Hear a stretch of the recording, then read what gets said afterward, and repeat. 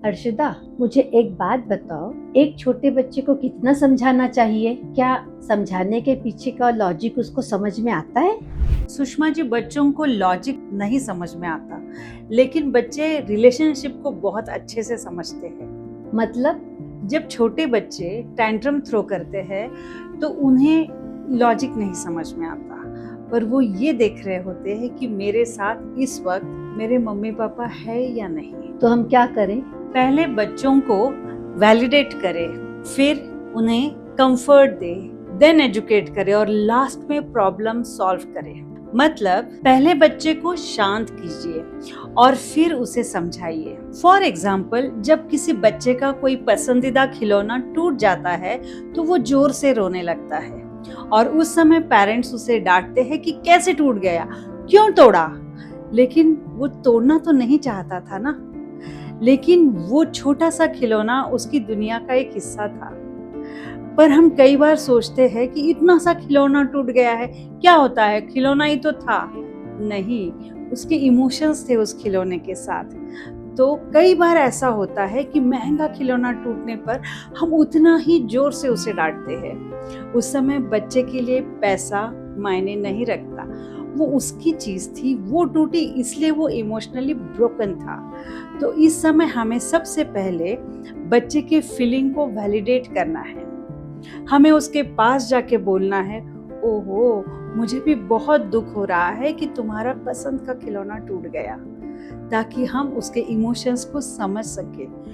जब ये स्टेप हम करते हैं तो बच्चे को ये समझ में आता है उसके रोने का मतलब उसको दुख हो रहा है उसकी कोई चीज टूटने से। जब यही बच्चा बड़ा होगा तो ये बोल पाएगा कि हाँ, मुझे ये फीलिंग हो रहा था, मुझे आज मम्मा स्ट्रेस हो रहा है, मुझे दुख हो रहा है। जब बच्चों को अपने इमोशंस को वैलिडेट करना, नाम देना आता है तो बाकी का सफर आसान हो जाता है।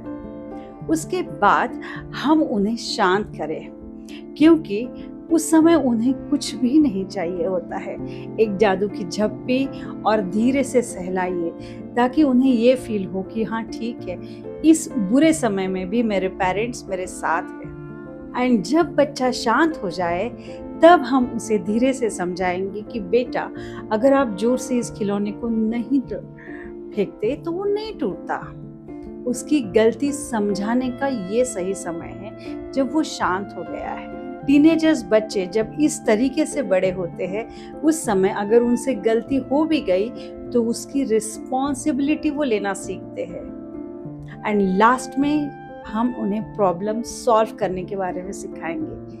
जब उसे समझ में आ जाए कि खिलौना उसी की गलती से टूटा है, लेकिन फिर भी हम मिलकर उस खिलौने को जोड़ने की जब कोशिश करते हैं तो समझ में आ जाता है बच्चे को कि हाँ, चीजें सॉल्व करने की क्षमता भी मुझ में है।